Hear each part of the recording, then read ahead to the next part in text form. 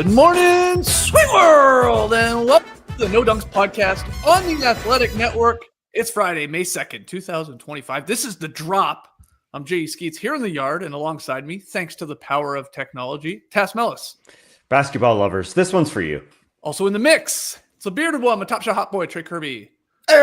Hey, yo. And making the magic happen today, it's our guy, Eshua Kid. How y'all doing? What's up, Esh? Hey, Ash. Did you just win $10,000 on a game show? No, not yet. Not yet. Not yet. Not yet. All right. Yeah, I'll keep you guys updated for sure. Okay, great. Hello to everybody on YouTube, everybody in the stream team. Hit the like button, subscribe. Podcast listeners, we love you too. 5-star ratings and reviews. Ash filling in for JD, who is already on a plane to Montreal to Matty O's big wedding. We're all headed to Montreal this weekend for Matty O and Jill's wedding. We are pumped. No show on Monday because of that, but we got lots here today to talk about before we get on a plane ourselves. We're going to preview and predict the Celtics-Knicks second round series, and we'll end with some rapid fire fun because it is Friday. It is the drop. But first, by God, what a game, Melas. Jalen Brunson scoring 40 as the Knicks top the Pistons 116-113 in Game 6 to advance. And again, we'll get into the Celtics-Knicks series later, but let's talk about this game. Let's talk about the scrappy Pistons. What an ending. Yeah, what an entire game. I think fans in Little Caesars Arena have to lead the league in heart attacks per fan. I mean, it's ridiculous. The roller coaster that particular game took, where the Knicks won the first quarter 37-23. But here come the Pistons. They win the second quarter 38-22. Then the Knicks, thanks to doing layup lines after halftime, won their first third quarter of the season, 37-24. And then here come the Pistons, and a game they should have won. They win the fourth quarter, 28-20. 4 straight games in this series decided by 3 points or fewer, 3 in Little Caesars Arena. That's the first time in a playoff series that's happened in 43 freaking years. It's 44 years, I guess. It's as old as some of us here on this show. That's the last time that those close games happened. It's pretty bonkers. It obviously started with Jalen Brunson. I've never seen him pass that precisely in that first quarter.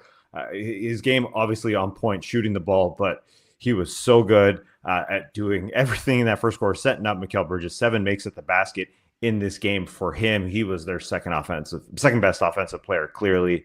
And then Beasley somehow saved the day in the second quarter. 5 made threes to bring them back. He was heroic in that second quarter. And then here come the layup lines. The Knicks take third quarter, and then we go to the fourth quarter where after the Knicks took that big lead in the third quarter, Ausar Thompson checks in down 11 early in the fourth quarter with 9:30 left. And this isn't the only answer as to why the Pistons fell apart, but he came on and they took the lead. They were up 4 minutes left in this game, and they sat Ausar Thompson. I'm not sure exactly why. Now, he wasn't the only reason why Brunson started that fourth quarter extremely cold, because other guys got on him, but I did think he did a great job of fighting over screens and making sure he went to the right direction. So Brunson was only 1 of 7 in that quarter, while Ausar Thompson was on that floor for about 5.5 minutes. Then they decide, you're going to sit, and that's when Brunson found his flow. He hit 2 shots with Ausar Thompson sitting. Ausar had to watch him from the bench as Jalen Brunson did that, whoa, I'm falling backwards, crazy play underneath the hoop where he somehow maintained his balance. 1:40 left. That was so awesome. And he comes back on. Detroit's up 2, and just to fly through these last possessions. Cat hits a free throw, so it's up 3. Cade misses. Then Ausar Thompson stripped Brunson. They call it a block with 1 minute left. What a frickin' play that was. Jalen Duren hits a free throw. Detroit up 2. Bridges somehow saves the day on a Brunson missed shot, tips it in. We're all tied up, baby. Cade misses. Again, we'll get to Cade's misses, unfortunately, in the fourth quarter. And then it's the Brunson frickin' show. So what a frickin' roller coaster. The Brunson show is that game winner. That is absolutely frickin' obscene. It's obscene. See you later. Ausar Thompson is still going in that direction. Unbelievable. Yeah, he had so much time to actually set up for the 3 at the top of the key. You don't see a guy get to set his feet like that on a game-winning shot all that often. Amazing stuff. Yeah, I had to give Ausar Thompson as much love as possible because all he's going to get is ridicule because he's the guy who goes flying. But he did do a very good job on Jalen Brunson. A really weird decision, I think, by JB Bickerstaff to say, hey, you that helped us get that lead back miraculously. We're trying to frickin' win a game here at Little Caesars Arena this series. Didn't happen. That being said, that's a very nice move. That's an incredible move.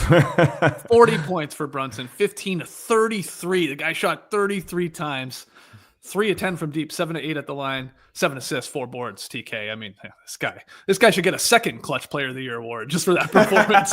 Honestly, it's crazy. Clutch Player of the first round, yeah. I think, is going to Jalen Brunson. I think the Pistons outscored the Knicks in this series over the course of 6 games. They're +8 since they actually won the blowout, but this is what it's all about when it comes to playoff experience. The Knicks have been there for 3 seasons. They've got Brunson. They know how they're getting it done in the fourth quarters. And it's more of a question for the Pistons, who just were not very good in the last 2 minutes of this game, going 0 for 3 from the field with 3 turnovers, 1 of 2 at the line. You could just see the inexperience, which is why the Knicks were able to pull out this series. But Jalen Brunson, incredible shot, 33 attempts. You should get to 40 points when you're shooting the ball all that often, but it felt like they needed him to do it. Mikal Bridges was huge in this game as well. And I don't know if Brunson would ever have the top end speed to be able to pull it off, but he's certainly got the balance to be an NFL running back. Like, there's no way you can get this guy off his spot. That layup underneath the hoop, it looked like he was surfing. He almost sat completely down on the floor, able to finish at the rim. The Thompson stuff is interesting. The Knicks only outscored the Pistons 5-2 in those 3 minutes that he was sitting. It was Brunson getting to the hoop, but I don't really think they lost the game in those minutes, but still a weird time to see it's just weird. From JB Bickerstaff. You've got a young guy in Ausar Thompson. You know that this could be the last game of the season. This is the time to run him into the ground, Tibbs style. Yeah.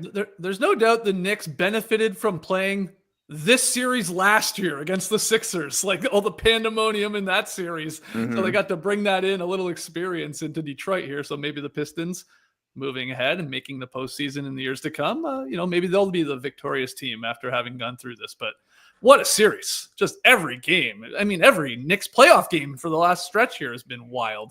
The ups and downs. So many what if moments in this game for me, for the Pistons. And you already touched on a few of them, Tass, but like, what if Jalen Duren hits that little alley-oop off the baseline inbounds play when there was like 0.9 seconds left? They were calling it on the broadcast. Watch for the back screen.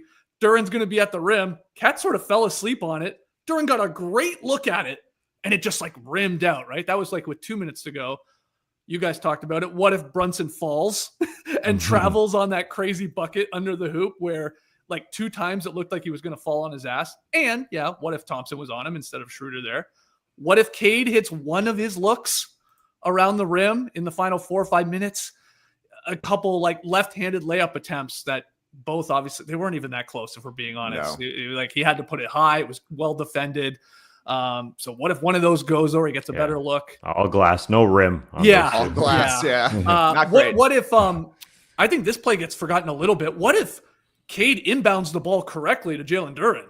The one where Cat jumped it, maybe got away with jostling a little bit, then went for the fast break. Mm-hmm. He got fouled, only hit one of the free throws. So what happens if Tobias Harris doesn't step on Jalen Duren and the ball goes out of bounds and the Knicks keep that? That was huge. That was like, whoa.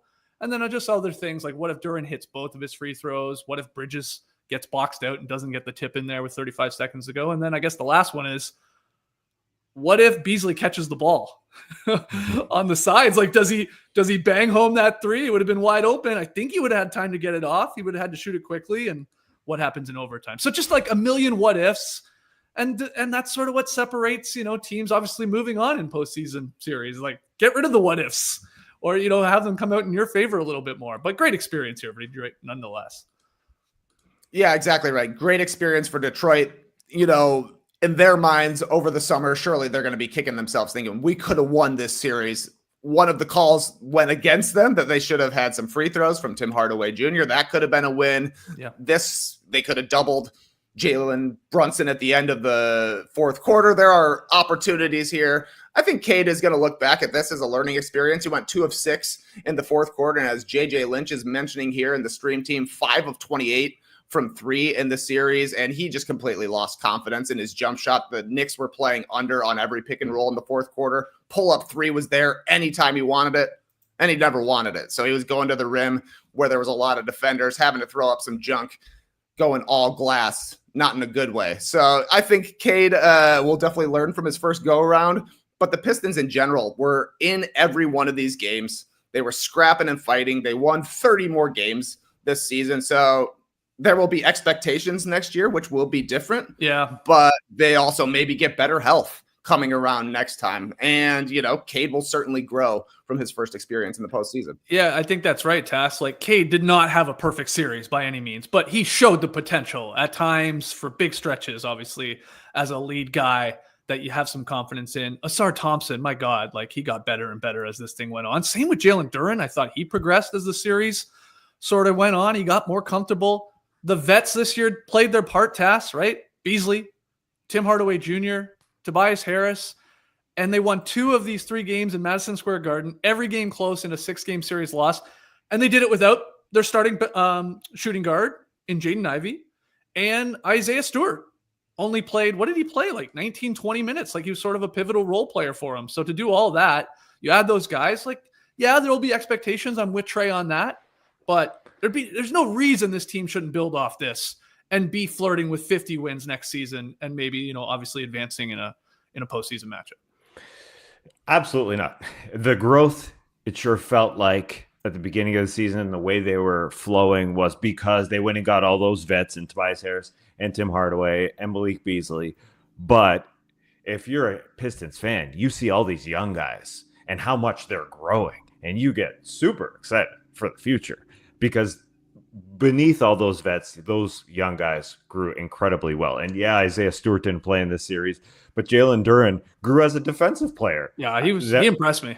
Yeah, he was a big question coming into this series. Yeah. Would he just get burned over and over and over again? And as much as I want to talk about Ausar Thompson and what he did defensively, he made sure that the defense was going into Jalen Duren, not the defense was going into Jalen Duren, but Brunson was going into Jalen Duren. Duren did a really good job. So you pair that with Ausar Thompson, and obviously Cade had a bad series, which every star does. This is his first go around as a number 1 guy. It was weird to see him pull up early in that fourth quarter and see that open 3, and he missed it, and it just wasn't there the whole night. The last few games, it wasn't there for Cade. And the shots down the wire, you zoom in and you say, how can a guy like that just miss so badly off the glass? But at the same time, bright future. Why JB Bickerstaff? Because I'm with the Pistons fans right now. I'm wallowing in this moment right here, right now. I'm not zooming out. I'm zooming in and saying, how does a young guy like Ausar Thompson only play 22 minutes when he's balling? Right at the end there, you just yank him off the floor for no real reason. Everybody else essentially playing more minutes than him when the guy was just playing extremely well. It didn't really make sense. It is true. He wasn't in foul trouble. He was hitting his free throws, so he wasn't a liability at the line. I think he finished 7 of 10. So yeah, it's weird. It is weird. He only got, wow, that surprised me when you said that. I had to double check what you said. 22, 23 minutes. Wow. It felt like, it felt like he played more because when he's out there, it's like, my God, you can't take your eyes off him, what he was doing defensively and then even contributing on the other end. So when he was on the floor, Brunson was 1 of 7 in that fourth quarter. Not all the shots over him, no doubt about that. But then he comes off, and here comes Brunson for a couple of goodies, and he makes 2, and he's in his absolutely best flow, which he started the game with. It's such a weird time watching a Knicks game because there's one guy, and there's one guy only that teams will rely on. There's one guy. Yeah. Oh, man. If the Knicks lose this game last night, there's a lot of talk about, where were you, Carl? Where was he? And hey, Tibbs, why don't you go to Carl, and why don't you involve him? Like, there would have been a lot of this, and maybe we'll see and hear more of that, Trey, in the second round. But, Carl Anthony Towns, 10 points. Did well on the glass. Like, you got 15 boards. Yeah, fouled out. That's a good point. But not a lot of shot attempts. I think he only took 1 3 even. He was sort of missing in action, but Mikal Bridges was huge in this game. OG, I thought, had a really good series, like overall confidence in his 3-point shot. He's obviously given it on the defensive end too. He was a big part of why Cade sort of struggled. Him and Bridges had him a lot, but yeah. Any other takeaways, TK, from this one?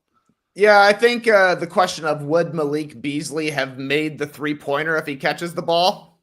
Mark me down for a miss. Okay. The guy's shot 34% in the series, 3 of 14 in the fourth quarter over the course of the 6 games. His last shot was with 10 and a half minutes left in the fourth quarter. I actually kind of think Malik Beasley got exposed in this series as a regular season shooter only. One-way guys don't have the same impact in the playoffs, and he was off. Like, if Malik Beasley shoots as well as he shot during the regular season, the Pistons win this series. Yeah, he felt like he had one good quarter. Yeah, one good half. Did. Excuse me. Really. He did. Yeah, he was quarter. 6 of 13 in the first, or he made 6 threes in the first half. Yeah. Didn't make a single one in the second half. Yeah. He made 6 threes in game 1. It's a sandwich for none in the fourth quarter. Once again. Yeah, he definitely was exposed. That's why the Bucks let him go, even though right. he can score the ball. It is just weird to see a series end with a ball slipping out of someone's hands. Again, we saw 2 of them basically. Gary Trent, in the last couple of days. Yeah, I mean, a little different, I get, but still. I thought the Knicks were going to foul Cade Cunningham too. It looked like they were going to wrap him up because they're up 3. Obviously, put him on the line, you're okay, especially with that little time left. But yeah, he's like slipped it through to Beasley, and that was a nice play. There's a shout out to JB Bickerstaff. Nice play. It was nice. If that guy catches the ball, yep. I mean, he was hot. So you'd think that a shot would go up. Any other random notes from you guys? Go ahead, Trey. I was obviously watching the national broadcast of this, but very cool that Mike Breen got to send Jalen Brunson out with a bang bang for the last broadcast they have on the local broadcast. I also heard him say that he's never seen a coach complain as much as JB Bickerstaff does. Said he was on the referees from tip until buzzer, basically. I guess that's how you got to work the refs. And the last thing I will say is that I think and I like that the Pistons kind of own 7 Nation Army. Obviously, the Heat like to do it too, but they were getting rowdy with it, I thought, in the second half of this game at Little Caesars Arena. The White Stripes are a Detroit band. That belongs to the Pistons. So, it's been, I guess they haven't had the greatest run since that song came out, but now that they're actually in the playoffs, that becomes a Pistons song to me. That's a great point. Now, I do feel like a lot of arenas, a lot of sporting events, for being honest, like they play that, no doubt. I think the Raptors do, right? Or they did, Tass. They used to play that between the third and fourth quarters. I'm pretty positive they did, but I'm with you, TK. That should be only Detroit's, and they really get into it. That's great. It works well. So that was what a fun experience. I mean, I can't believe they lost all 3 of those in the pizza box like that. Oh, just one of them, and we got a game 7 between these 2 teams. I think the stat was that they had the longest home playoff losing streak in NBA history right now. The Pistons do. It's still 08. They haven't won one since 2008 at home. Wow. Okay.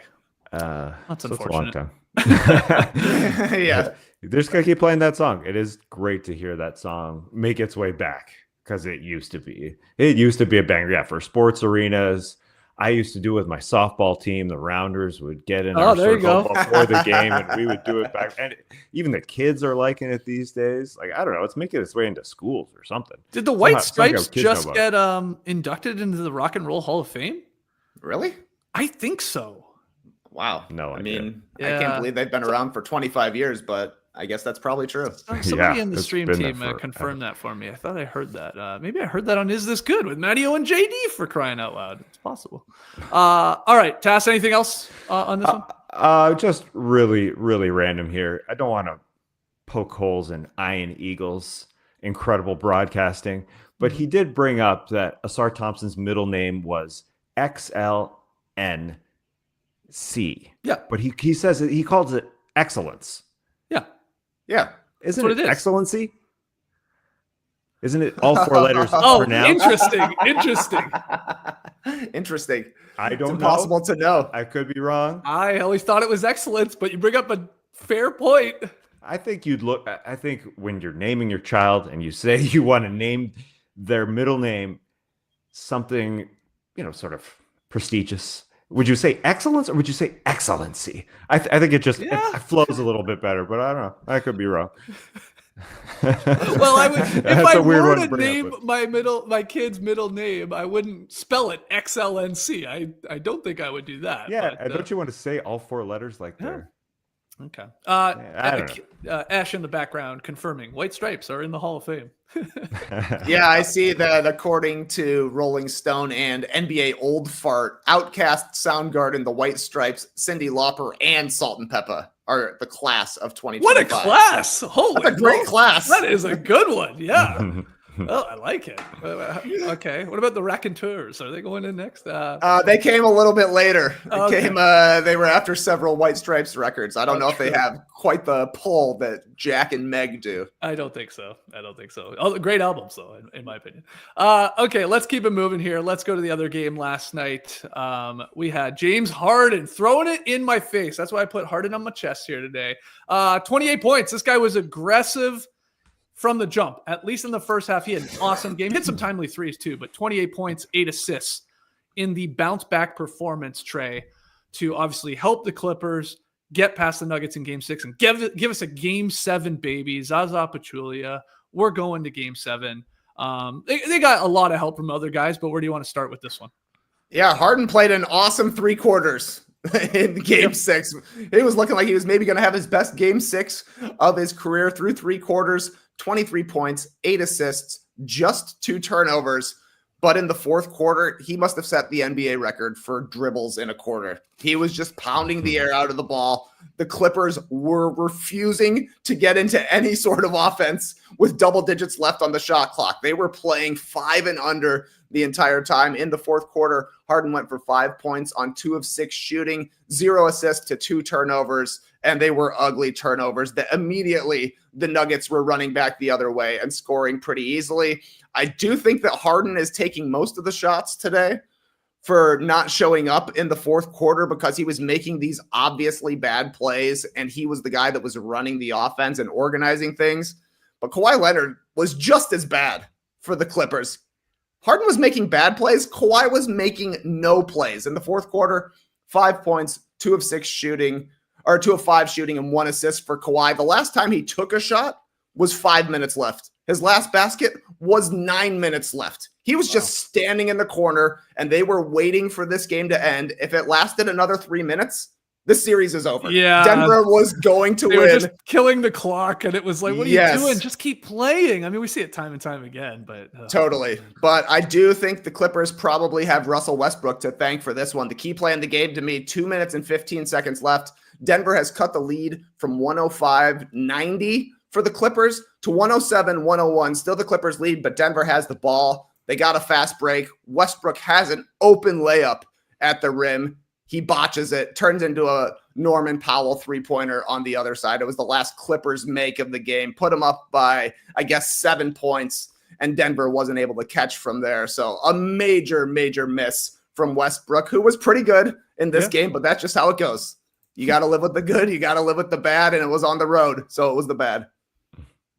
You're totally right about this being really a flip of game 4 where the Clippers were able to come back in that fourth quarter, a desperate fourth quarter, and it looked like they were going to win until Aaron Gordon makes that dunk. But if that game lasts a few more minutes, that's the Clippers game. This time, it was the Nuggets game. They really were able to come back in that fourth quarter after an incredible third quarter. It really is a flip of game 4 where the Nuggets had a great third quarter then. The Clippers had one here. They were not letting their Intuit Dome fans go home without a victory. They were incredible in that third quarter. Big Norm. Oh, he was big in the third. Yeah. He was so supportive of everything happening. That one play where Zubac's got the block, and then it turned into the Norm dunk. Mm-hmm. Norm Powell. That was beautiful stuff. So you get 3 good games from those guys, and Kawhi 27, Harden 28, and Powell 24 was monstrous. But a real key was the Clippers deciding, Kristan, you're not playing all that well. You're sitting. Nic Batum, you're starting with those big 3 guys and Zubac in the third quarter. The guy played the whole third quarter. He played 20 minutes in the second half, 20-plus minutes. That's what Ty Lue can rely on with this crazy, crazy bench rotation if they need it. And if you have Chris Dunn in the starting lineup, you might. and Batum can be such a complimentary guy. So it's a wild little rotation they got, because Bogdan is alive after having being quiet to start the series. He is alive again, and Derek Jones Jr. contributed. So they just got a great game in front of their fans.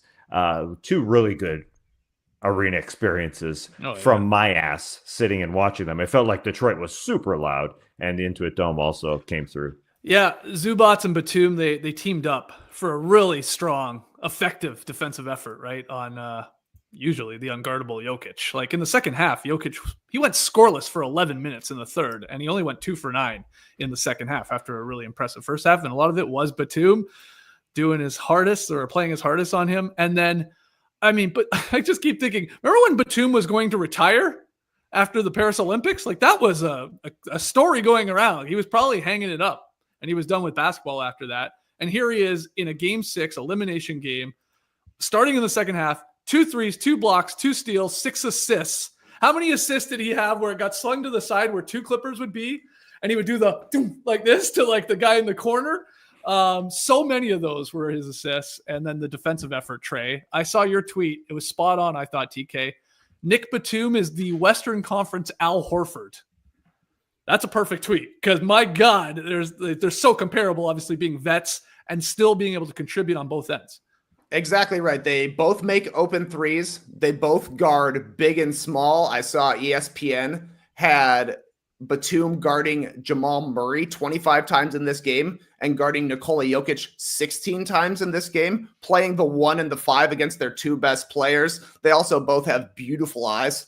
I think it's a perfect fit. Nic Batum, he's got to be the West Coast Al Horford. Clippers went 6 of 6 off Nic Batum passes. That's amazing. Wow. They basically said, we don't have enough offense with Chris Dunn out there. They are not guarding him at all. And I think that's a big part of the reason why the third quarter was so good for the Clippers, was there was a lot more space out there for Harden to operate, for Kawhi Leonard to operate. So to be able to dust this guy off, get the shooting, get a near 5-by-5 game, 6-5-6, 2 steals, 3 blocks. I will count it since it's a bench guy. And then, like you mentioned, Zubats was a monster in this one, too. Checked in with 4 minutes and 19 seconds left in the fourth quarter. Jokic didn't score again. He blocked him on a spin move to the right, and then he blocked him trying to go to the left as well. So between Zubats and Batum, they held Jokic to a simple all-star stat line. Only 25 points, 7 rebounds, and 8 assists, which is a great game for anybody else, but a down game for Jokic. They've got him a little bit frustrated. We'll see what happens in game 7 now that they know and are assuming that Batum is going to be the guy who's out there lending a hand defensively. I wonder what the adjustment will be. I wonder if it's just going to be Jokic saying, hey, I'm just shooting it every time, man. This is my 50-point game. He hasn't had a super dominant game. Like, I mean, he's had a 30 and 20, no big deal, but he can go to another level as well. But I just thought the Clippers, outside of trying to run out the clock, played incredibly well. And then they got just enough shot making at the end. The Norm dunk was awesome. His 3-pointer was great. Derek Jones Jr. hit one. They did good. Yeah, especially when you consider the Nuggets started this game, I thought, really strong. Like, they came out, they were focused, everybody was getting involved. Jamal Murray, but it was like, is this another Jamal Murray game? He had 12 early, but then they did a great job of turning that off task. And then obviously the third quarter that they flipped it on its head. They had the big third quarter, and then they got into the and then take it back to football. They were like, we're just trying to kill clock. You're like, keep running your offense here. It's probably the best for you, but they pull it out, and they instead of horse hats, we had, I guess, inflatable. What do you call those? Horse sticks? Yeah, I didn't know it's right either. Horse balloons? Yeah. Yeah, they were funny, though. So they had those in the wall instead, trying to get under Jokic's skin. Yeah, what are those called? It's like, they're not Is there reins. a name for them? Like, No. Riding sticks? Like horse riding sticks? I don't know. I didn't understand. Jokic was mad. Speaking of mad horses. No, we're not talking about mad horses. Anyways, Jokic was mad at the Zubats block there that you mentioned there, Trey. He called it a foul. I didn't get how that was a foul. Really late, minute left. I didn't get it. Was he talking about the second one, he thought? Yeah, the second one, yeah. I mean he's pretty physical with him, but it looked like a good block. Yeah, looked really good. But yes, Yeah, you mentioned Batum. I got to go back to that guy because it is such a roller coaster. It is kind of similar to Al Horford's career where there was more expected of Nicola Batum to be more of a guy, more of a lead guy, because he was with Portland.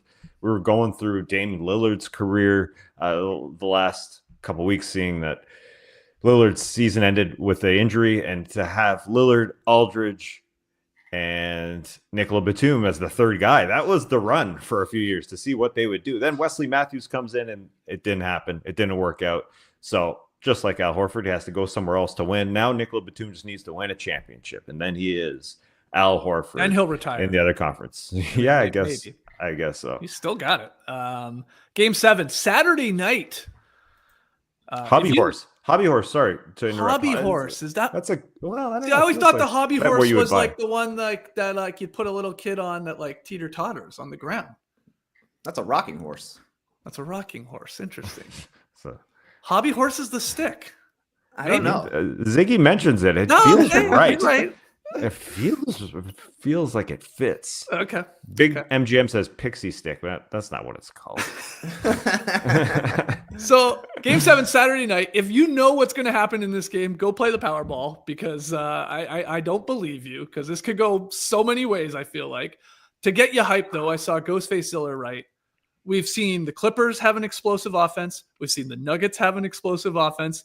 We've seen both these teams go a little cold at times. We've seen Jokic as a god, Kawhi as a god, Harden as a god, Murray as a god. We've seen great finishes in this series. Anything and everything is on the table Saturday night back in Denver. And, Trey, you were sort of alluding to it. Like, what type of Jokic game 7 performance do we get or not get? What about Kawhi? He's been in big games. Harden is the ultimate. Like, what the hell do you expect from this guy? And then Jamal Murray, like all those guys. It's going to be fun. Hopefully we can catch it up in Montreal. That they're going to be watching this at a bar somewhere. Mm-hmm. Are you inferring they don't have the NBA in Quebec? They may not. Oh, no. Yep. How were they watching Joel Anthony back in the day? I know they were going crazy for this guy. I don't know. You see game 7 and you're like, all right, the home team should probably win. It's game 7. They got the best player in the world. Last year we saw the Denver Nuggets have a game 7 at home with the best player in the world, and they blew a 20-point lead in the fourth quarter. Right. Like, that's crazy that happened when you think back to it. So all of the stars showed up to play last night. Everybody had a good game of their top 2 on each team. Hopefully that's the case as well on Saturday. A 7:30 Eastern start at home in Denver.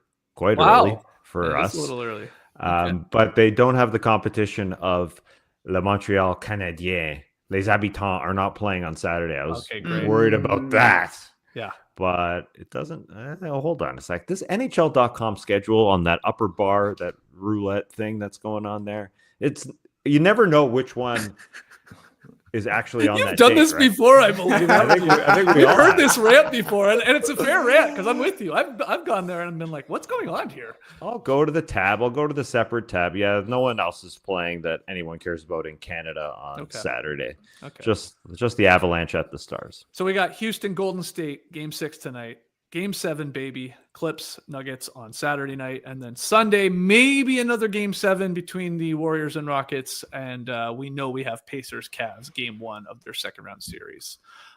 Anything else from the Clippers giving us a game 7, Trey?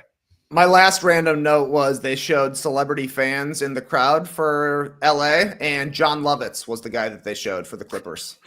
Right. It was just nice to see him. I'm a fan. Okay, good. I don't know if that's an upgrade or a downgrade from Billy Crystal. I mean, I think he has less star power than Billy Crystal, but John Lovitz is way funnier. Yeah, it's downgrade career-wise, but Billy Crystal, I mean, that's a long time. He's been a Clippers fan for sure. Yeah. Did they go through a bunch of celebrities? I only remember John Lovitz. Yeah. Oh, okay. Yeah. It's the only one of note. Good. Okay, so I can't wait. Saturday night. Do you want to make a prediction? What do you guys got? I guess you guys are probably team Clippers because that was your initial series pick, and I had the Nuggets in 7, so I'll stick with that. But again, I don't know how this one goes. Who knows? Yeah, exactly. I'm sticking with my pick, but it's not because I think the Clippers are necessarily going to win.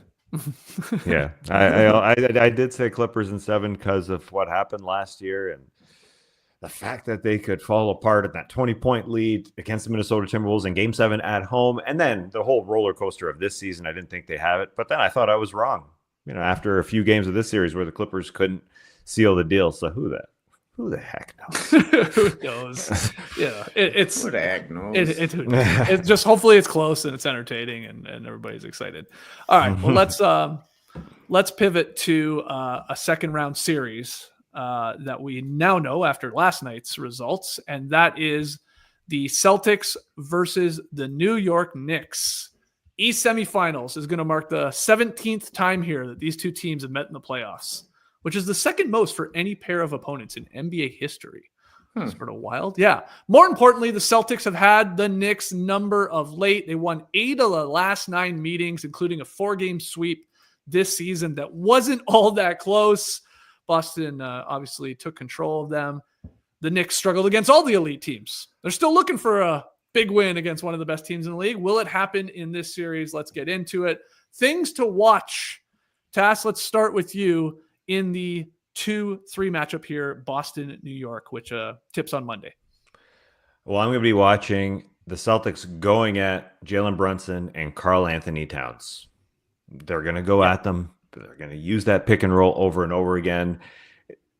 Even more important than that, it's how the defenders rotate and get behind those guys, because it's not about the Celtics big just shooting pick and pops. It's about everybody else beyond the arc shooting those threes, because over those 4 regular season games, the Celtics made 39 more threes than the Knicks. So that was a good chunk. 10 threes per game is a lot. And I know quite often we think season series doesn't really matter. Well, I do think when we're talking about the Celtics and the way they play offense and the way they want to rotate the ball, they are strictly going to go at 2 guys. And there is importance there of how those guys are able to recover. And that obviously translates to how everybody will help. And so the Celtics are going to want to pass.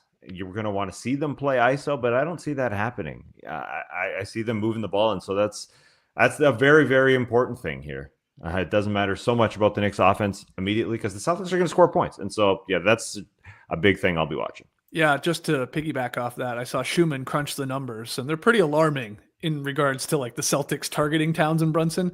The Celtics put Towns in 134 pick and rolls in their regular season matchups. That's the most of any defender against Boston. And then they had a ton of like Celtics ball screens where Brunson was the screener's defender. So they got him in the action too. And we saw the Pistons have some success doing that as well, obviously in this last series. So I'm with you, Tass. Like something to watch is how often, how frequent, and how the success is or not against putting Towns and Brunson. Just make them play defense and then see how the rest of the Knicks defenders scramble when you get Tatum and Brown getting to operate on these guys a lot of the time. So that's definitely one I'm watching as well. What about you, TK? Boring preview. It's the only thing to watch. How the Knicks defend the 3-point line. That's literally all this comes down to, because like Tass said, in the regular season series, which I think is actually kind of instructive for this one, the Knicks made 21 3-pointers per game on 48 attempts. New York attempted 32 and took 11. So the math just doesn't work out. The Celtics are going to get 3-pointers up. It's only going to be a matter of if they make them, because they are going to put Towns and Brunson in pick and roll. They're going to play ISO out of that, and it's just drive and kick, shoot threes. That's the whole series. If New York is going to get shot out of every game, like they were every game this year, starting with the very first game of the NBA season that we saw, they have no chance in this series. These are 2 similar teams, and the Celtics have been doing it longer and are better at it. And they have a defense. Yeah, that's why I do think there's a chance, even though Tibbs does not really bend or look into the playbook beyond the B's and the Brunson pages. He may go to Mitchell Robinson and play him more just so he could stay out on that 5 and be there. That being said, it doesn't really matter if Mitchell Robinson is out there. I'm not 100% sure, but I think just to change it up outside of Karl Anthony Towns, to have him as, because he is a really good defender. So I think they might go to that. Towns can't be an afterthought in this series. No. He needs to actually be an involved part of the offense. They're going to guard him with a wing, probably Tatum, sometimes Brown, maybe even Derek White will get a chance. But just like the Pistons were guarding him with Tobias Harris, sometimes it was working. Towns seemed to have more success, I thought, when they were playing a traditional center like Jalen Duren, but he's got to take advantage of being guarded by small guys. And then Josh Hart, I think, has to take advantage of being guarded by Kristaps Porzingis, who's not going to really guard him. So offensive rebounds, open threes, those are places where the Knicks can maybe get ahead. Yeah, and let's go to X factors, because I have Josh Hart from the Knicks side of things as a huge one, and you just said it there, TK. Like, he's got to make threes in this series if they have any hope of being competitive and making this go long. He shot okay against the Pistons, 7 of 14, I think he was in that series. So you'll live with that. But he was brutal against Boston in the regular season series. So it was like 1 for 9 from deep. But they're going to leave him, and they're going to try and expose him. Now, he still attacks and is always cutting, and that's good, but he's got to knock down some of these like he did against Detroit. I think he's really important as an X factor to try and shrink the 3-point difference at the end of every game. It's almost always going to be positive Boston, but it's got to be a couple threes, not what you were saying, 9 or 10 as 10 per game. Yeah, that's not good. Like not going to cut it. So it's got to be okay. You can live with maybe 3 or 4, but not 10. What about you, Tass? Any other X factors on either side, Boston or New York? Yeah, we'll stick to the Knicks side because it sure feels like the Celtics are going to score points. So the Knicks have to be ready to hit shots. And you guys mentioned they are going to play off Josh Hart a ton. They're going to give him plenty of space. And Tibbs is going to play Josh Hart. He's going to play him plenty. And so the other two guys, besides Brunson and Cat, in Bridges and OG, have to hit shots, man. I mean, that's really an important part of this series. It's as simple as that. And there were some good runs. Obviously, OG was looking freaking awesome at times against the Detroit Pistons in round 1.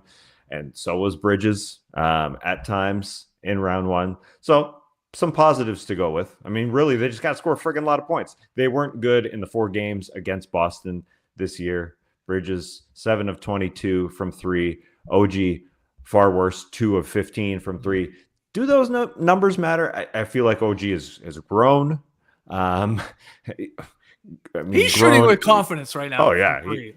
Yeah. As someone who's watched his whole career, this is the most comfortable he's looked to me. Exactly. Yeah. Is there another series where OG has looked that good? I can't remember one. I don't think in playoff series at all. So you got to be happy if you're the Knicks, because you're going to have to put up some points. That's why I do think, back to Josh Hart for a sec.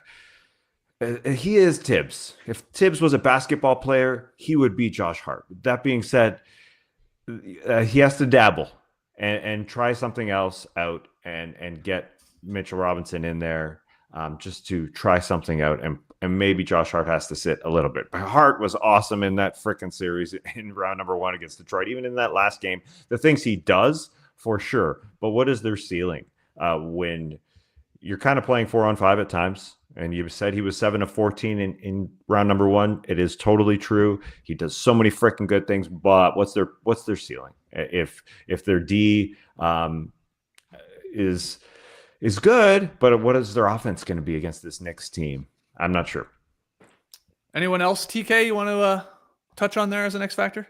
Health is an X factor. Tatum banged up. Jalen Brown had injections before the start of the playoffs. Drew Holiday missed games in the first round against the Magic for the Celtics. Brunson, we know his ankle is messed up. Josh Hart's a little bit banged up. I think that could swing things. If the Celtics have to miss 2 starters, maybe the Knicks will have a chance. I also think Peyton Pritchard is a big X factor for the Celtics. He had 33 points in their first 2 games against the Magic. Then the last 3 games, 3, 0, and 10. You look at Sam Hauser. He had 3 0-fers, then a 6 and a 10 in their series against the Magic. They're kind of due for big games, and Deuce McBride hasn't been very good. I think if Mitch Robinson plays, that's advantage Celtics. He's a slower guy, so I think they would love to see that. And then outside of those options, it's campaign getting hot. So definitely the bench tilts towards the Celtics as well, which is a problem because the starters also are better for Boston. Yeah, just to touch on Drew Holiday, I guess Missoula said he's day-to-day, right, after missing those final 3 games of the first round with that right hamstring strain. I think, could they beat the Knicks without Drew Holiday? I probably, yes, still, yes. But he is important. We know what he like gives defensively. Like you can put Drew on a bigger guy. They've done it time and time again, even against the Knicks, but he also helps on the perimeter. Somebody does have to slow Jalen Brunson down. This guy like is unreal. Jalen Brown gets a lot of opportunity to do that. And he's a great defender, especially when he's allowed to like, hey, focus on defense. He's like, okay, so that'll be fun. Cause you're the Celtics. You're going from the Magic, who have no backcourt scoring basically, to now Brunson, all NBA guy who like puts up 30 and 40 every time he steps on the floor in a playoff game. So like Drew's important. I think he's got to get back in this series, and you got to see how he's moving, and obviously to win a championship, I think he's very vital. So that's not really an X factor, but something to keep an eye on. Yeah, I'll just jump in there because as much as Jalen Brunson is their number one guy, the Knicks went and got Bridges and Towns for this series, right? Those guys have to be used. And OG, I didn't even throw OG in there, but those guys have to be used a ton in this series to try and keep up with these Boston Celtics. So, yeah, the injuries are really important. The campaign going on in Boston Celtics players is really important. But, I mean, if they're going to play to their peak, it can't just be Brunson out there. There has to be some more of the other guys. What do you think, the guy wearing a green hat, Ash? Can you jump in here? And what do you think about your Boston Celtics? Well, I think the Celtics are ready to go, man. Like we're talking X Factor, we're talking things to watch. I think as long as we can have somebody slowing down Brunson, we're fine. I think they're just ready to go. Nobody's gonna be able to match up with the Celtics, I don't think. Going from the Magic, where they always had those droughts, right? Like defensively, the Magic were okay against the Celtics. Then they have offensive droughts, and then we saw what happened. I don't think the Knicks are gonna have that problem, but just like Trey was mentioning earlier, with the math problem, the Celtics are just gonna be able to put up more threes, do it more consistently than the Knicks, and I don't think the Knicks are gonna be able to recover. So I know you're about to ask predictions. I'll go ahead and get mine out of the way. Yeah, do it. My head, I want to say Celtics in 6. My heart, though, I think I got to go Celtics in 5. Got to be real bold. You're crazy. You're nuts, crazy, man. I am crazy. But that's exactly where I'm feeling. Just the way that they're playing right now. Hopefully, Drew Holiday is back. Holiday will be ready to go. But yeah, Celtics in 5. Okay, Tass, let's go to you next. Where are you going in this series? How many games? I'm going to be real bold too. Celtics in 5. I think that's quite respectful, actually, giving the Knicks a game. It doesn't feel like any of our conversation feels anything beyond 5 games. And if you're bold, you say 4. You say 4 for these Boston Celtics. But yeah, I'm almost there. But it feels like the Celtics give away a game. The third quarters are going to be extremely key. It sounds freaking nutty, but the Celtics roll coming out of their halftime locker room. That's what they do. But now that Mikal Bridges taught the Knicks to go into a layup line early out of their locker, when they run out of there, get there early and let's get into that layup line like they did in Game 6 against the Pistons. I think they steal one. They steal one game. They steal one third quarter. Celtics in 5. I think that's going to be a very popular pick for sure. Celtics in 5. When we see that graphic that'll get shared, no doubt later today, the ESPN, 20 people making their picks. I think it's going to be all Celtics, I imagine, unless somebody swerves, and there'll be a lot of Celtics in 5, TK, maybe 4 too, but where are you going, Trey? Another Celtics in 5 coming down the turnpike, Skeets. But that's a compliment to the Knicks. They haven't beaten one of the top teams in the Eastern Conference at all this year. So taking one game off them would be success for Boston or for New York. Sorry. They struggled so badly to put away the Detroit Pistons, who are not nearly as good as a team as the Celtics are. Meanwhile, the Celtics, they will give up a game here and there if they have a bad shooting night. The Knicks could have a good shooting night. So give me Boston in 5. Yeah, we've done this entire preview here. Have we even said Tatum's name? The guy's like a monster right now. Like you can basically put 35 and 10 in the box score. We didn't mention Porzingis, who, like he could outplay Karl Anthony Towns in this series. I think that's possible, at least 4 out of potential 7 games. We didn't mention Derek White, who obviously is just like a star player. He's a role player, but really is a star. Yeah, they got a lot. So that's why everybody's taking the Celtics. I get it. but I'm taking the Knicks to take 2 games. I said that? I got Celtics in 6. I do, man. I like Brunson. God, if these games are close, look, Tatum's amazing in the clutch too, but like Brunson, man, that guy, he doesn't care too. That's my favorite part. Even that Pistons game last night, there was that stretch where he was missing in the 4th. Like there was like a lid on that rim. His shots were not going in. He does not give a damn. He's got the shortest memory of all time. He's like, who cares? Next shot, I'll go in. It'll go in. So, if they can keep these games close, and you're right, Tass, coming out of the gate would be better in the third quarters like they did in Game 6 against the Pistons.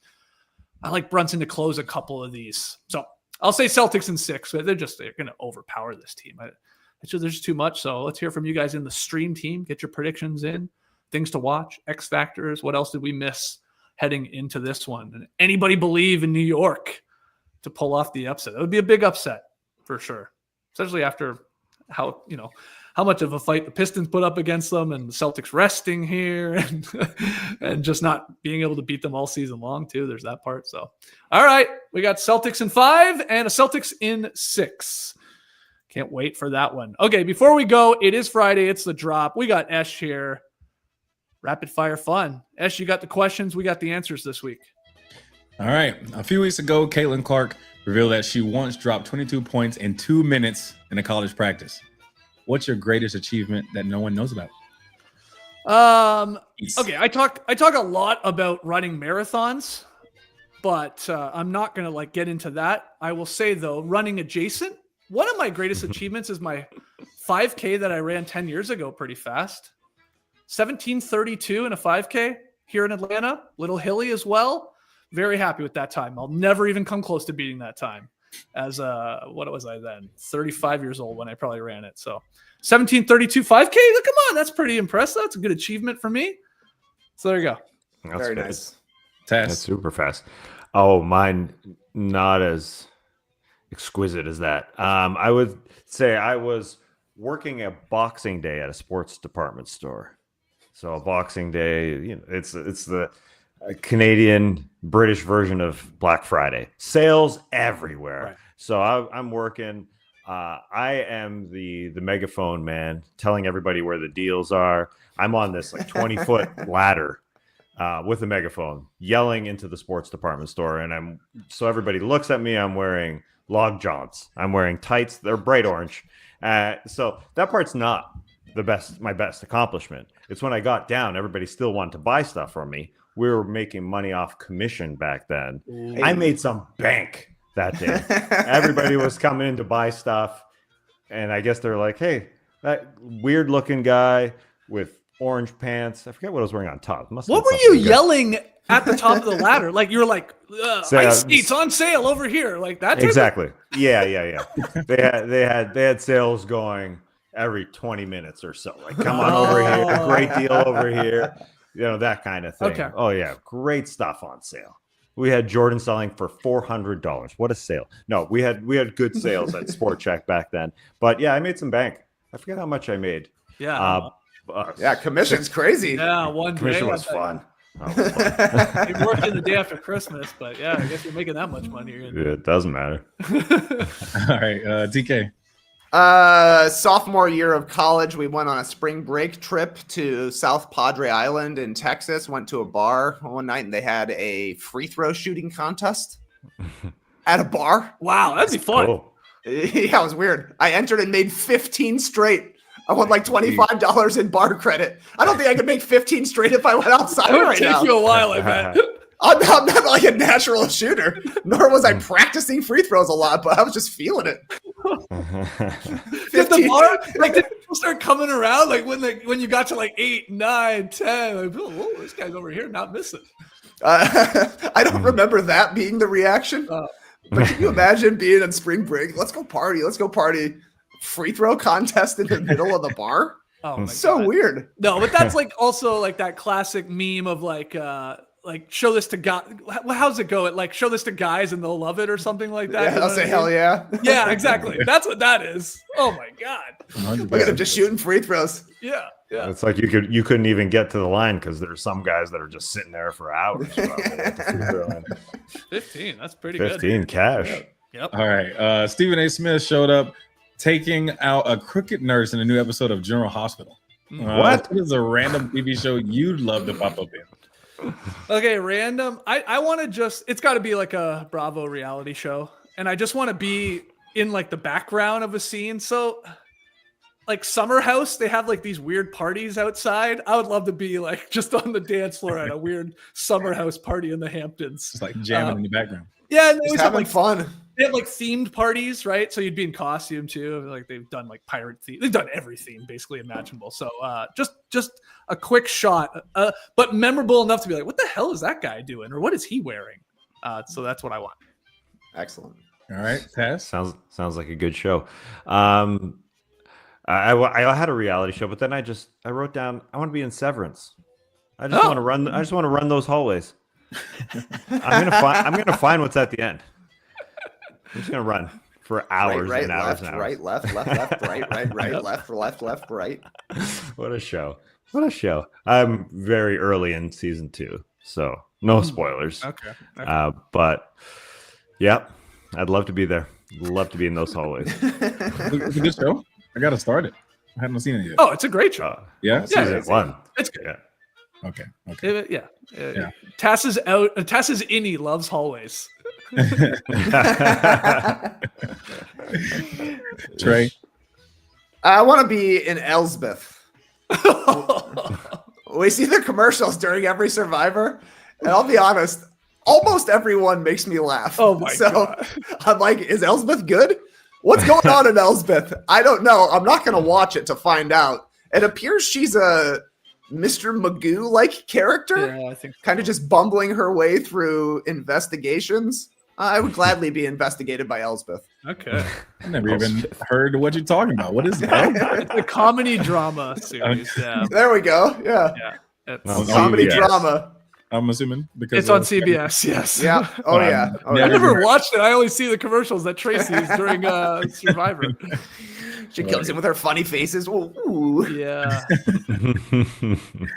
Yeah. Okay. Well, last one. A lot of fuss has been made about the one gorilla versus 100 men.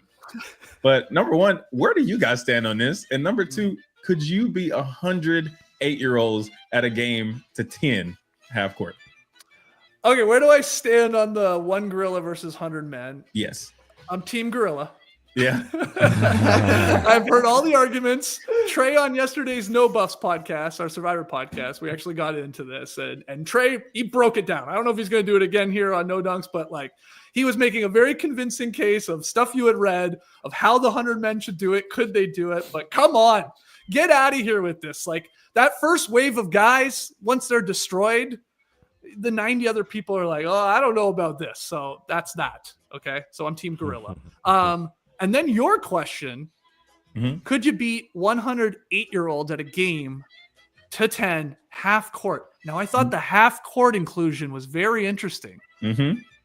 That's going to be a clogged paint, my guy. That is there's like, I've played when I'm like coaching the kids, I play 1-on-10. Right. And I think I could beat 10 8-year-olds. I've done it. But you times that by 10, there's not a lot of room to operate there. You're right. I don't really like. You're going to have to just sort of bomb threes. I think.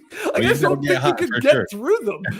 So I'm going to say no in a half court. I like my chances in full court, but I don't think so in a half court. I think it might be too tough. Okay. All right. Well, Taz. Oh, you. Two great questions. Starting with the gorilla thing. Yeah, I didn't get a chance to talk about this on Survivor, so I'd love to chime in. It all depends on the 100 people. It really depends on what these 100 people are willing to risk. If these are 100 scrappers, I think there's a good chance. I think they can take out that gorilla. If you're bombarding, surrounding this gorilla from all angles, whether or not 10 people go down, that's okay. If you still got 90 scrappers ready to go and not willing to give their life, I think there's a chance. Well, you want them to be willing to give their life because they're gonna die anyway. As far as the kids go, this is also about recruiting. I think I could beat 100 mediocre 8-year-old kids. like you said, Skeets, they're going to be all in that lane. But you just got to drive your knees into 108-year-old kids. There's no choice. You got to go. I guess there is no ref. Yeah, like a lot of thing goes when you play 1-on-1 or 1-on-100. Yeah, I'd say those 8-year-olds are more likely to go down crippled, hurt than 100 men against a gorilla. You know what I mean? Like, those are kids. You can do it. I think you can do it. This is bad. I shouldn't be talking about kids this way. Anyway, I think I could do it. Ash, that's all I got to say. Okay. All right. Trey, like, what do you think? I think if we send our 100 finest men, we're taking down a gorilla. We're wearing them down. But what if it's just random? Like we just pull 100 random people. 100 random people? Confidence. Yeah. How much training time do we get? I'd say none. No training? Okay. If you give me a 15-minute strategy session. Okay, I'll give you that. All right. I'm taking the 100. Human ingenuity. We'll figure it out. Okay. How do you feel? I thought Dwight was talking. What he named, like him, Shaq, some other big guys. You take those 5 that he named, and then 95 other random people. You still taking? You're like, yeah. Like if they're 95 of, say, my wife Courtney, like 95 of them. But you get to choose 5 champions as well.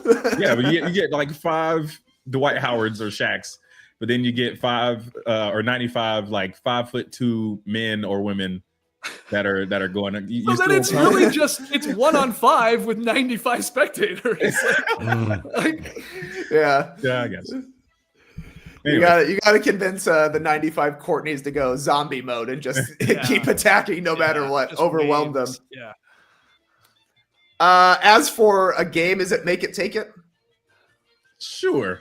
Then I got him. Okay, that definitely helps. I'm just throwing the ball off the glass to myself every time. You think you can make it from the 3-point line to the lane to get the ball though? That's my hang up. There's just too many people in the way. I'll push them out of the way.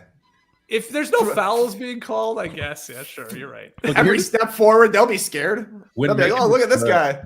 When making the question, I was thinking, like, you ever really play with 8-year-olds? Like you said, you have Skeets, right? Like, yeah, they're not standing down there. They're chasing you around. So if you get them running around for a second, I think you can get through. But that's why, like, if you had said full court, there's no problem. There's enough space. My hang up is just there's not a lot of space. You're putting 100 kids there.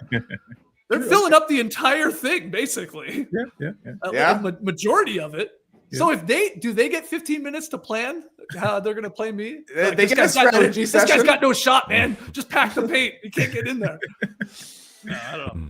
I love it. I'm just thinking, you start at the 3-point line, whip it off the glass, take 1 step forward, grab the ball, whip it off the glass, 1 step forward. Okay. There's no way they're getting the ball back. Yeah, that's my key. Good strategy. I like it. It's a great one. Good stuff, Ash. Great questions. Rapid fire, sort of rapid, but not all that rapid. Just fast enough, if you ask me. That's a quick classic for you. Thanks for joining us here live on YouTube. Hit the like button, subscribe. I did see a lot of people, coming into the chat around 10 o'clock going, what the hell's going on? These guys start at 9:30. That's because we are getting on a plane to Montreal for Matty O's big wedding weekend. So there will be no show on Monday because the wedding's on Sunday. We all return there on Monday. Obviously some big games on this weekend, but we'll be back on Tuesday in the Classic Factory to break down all these games, maybe a couple game 7s. Who knows what happens tonight in Houston and not Houston, in the Bay. And we'll be back to break them all down. So don't you worry. Turn, hit that little notification button so you know when we're going live. Esh, thanks for filling in. Appreciate it, my guy. And you have a good weekend. Till then, Clipper Bros. You heard it here first. Have a great time. Turn up. Love you guys. Awesome. Thanks for joining us. And remember, Matty O is getting married. He talked it into existence. This was a thing on our show. It's like 10, 11 years ago. Easily. He kept saying it. That was the thing. It was a New Year's resolution at one point. Yeah, it was. He's doing it. He's doing it. Can't wait. Hey, maybe we'll go live from the wedding dance floor. Who knows? Definitely turn on the notification. No, you never know when we'll be live. All right, everybody have a great weekend. Enjoy the basketball. See you on Tuesday. Embrace it, people.